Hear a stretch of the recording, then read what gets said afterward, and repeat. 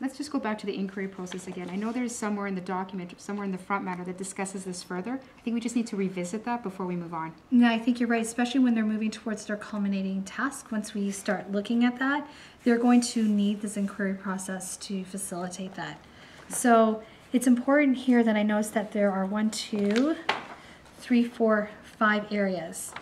They need to formulate the questions, and I notice here that the questions can be either teacher generated or student generated.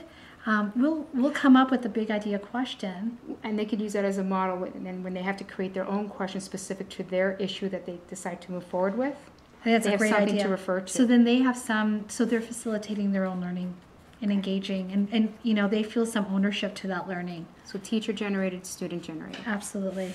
So I like that. So they need to gather and organize, which talks about, and I think this is when we can move some of our social studies up to our language program, where when they have to do the research and jot note taking, looking at primary and secondary sources, we can do that within our language period. And when they're organizing these ideas, as we move through this unit, we can introduce the wiki and they can start doing some online collaboration. Absolutely. So it's going from school to home seamlessly. Okay. Alrighty.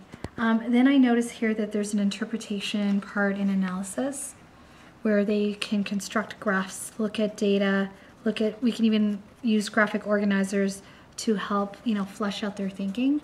I love it. Math comes into play. Absolutely. So the whole data management unit comes into play in some number sense when they're looking at fractions and so on. Yep. And then now we need them to evaluate and draw conclusions. And once again, this can take place within our language period, not necessarily the social studies period. If we need to, where they're going to synthesize the data, they're going to make judgments, they're going to make connections between the past and the present. They're going to predict outcomes, and I think this is when they can put their personal touch on it. What actions do they want to take?